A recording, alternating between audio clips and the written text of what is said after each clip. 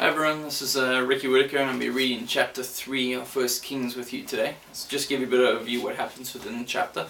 Soloman marries Pharaoh's daughter, high places being in use, he sacrifices at Gibeon, he chooses wisdom, his judgment between two harlots.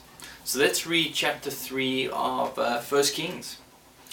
And Solomon made affinity with Pharaoh, king of Egypt, and took Pharaoh's daughter, and brought her unto the city of David, until he had made an end of building his own house, and the house of the Lord, and the wall of Jerusalem round about. Only the people sacrificed in high places, because there was no house built unto the name of the Lord, until those days. And Solomon loved the Lord, walking in the statutes of David his father. Only he sacrificed and burnt incense in high places. And the king went to Gibeon to sacrifice there, for that was the great high place. 1,000 burnt offerings did Solomon offer upon the altar.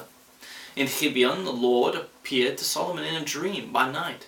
And God said, Ask what I shall give thee. And Solomon said, Thou hast shewed unto thy servant David my father great mercy, according as he walked before thee in truth, and in righteousness, and in uprightness of heart with thee. And thou hast kept for him this great kindness, that thou hast given him a son to sit on his throne, as it is this day. And now, O Lord my God, thou hast made thy servant king instead of David my father, and I am but a little child. I know not how to go out or come in. And thy servant is in the midst of thy people, which thou hast chosen, a great people that cannot be numbered nor counted for multitude. Give therefore thy servant an understanding heart to judge thy people, that I may discern between good and bad. For who is able to judge this thy so great a people? And the speech pleased the Lord, that Solomon had asked this thing. And God said unto him, Because thou hast asked this thing, and hast not asked for thyself long life, neither hast asked riches for thyself, nor hast asked the life of thine enemies, but hast asked for thyself understanding to discern judgment. Behold, I have done according to thy words. Lo, I have given thee a wise and an understanding heart, so that there was none like thee before thee, neither after thee shall any arise like unto thee. And I have also given thee that which thou hast not asked, both riches and honour, so that there shall not be any among the kings like unto thee all thy days. And if thou wilt walk in my ways to keep my statutes and my commandments, as thy father David did walk, then I will lengthen thy days.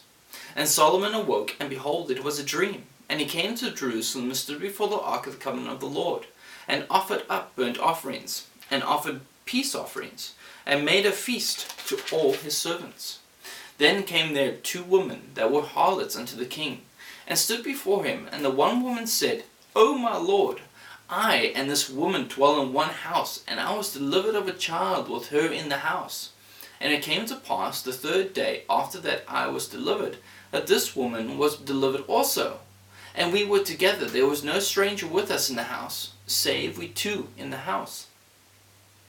And this woman's child died in the night, because she overlaid it. And she arose at midnight, and took my son from beside me, while thine handmaid slept, and it laid it in her bosom, and laid her dead child in my bosom. And when I arose in the morning to give my child suck, behold, it was dead. But when I had considered it in the morning, behold, it was not my son which I did bear. And the other woman said, Nay, but the living is my son, and the dead is thy son. And this said, No, but the dead is thy son, and the living is my son. Thus they spake before the king. Then said the king, the one saith, This is my son that liveth, and thy son is the dead. And the other saith, Nay, but thy son is the dead, and my son is the living. And the king said, Bring me a sword. And I brought a sword before the king. And the king said, Divide the living child in 2, and give half to the one, and half to the other. Then spake the woman whose the living child was unto the king, for her bowels yearned upon her son. And she said, O my lord, give her the living child, and no wise slay it. But the other said, Let it be neither mine nor thine, but divide it. Then the king answered and said, Give her the living child, and in no wise slay it. She is the mother thereof. And all Israel heard of the judgment which the king had judged, and they feared the king, for they saw that the wisdom of God was in him to do judgment. That was chapter 3 of 1 Kings.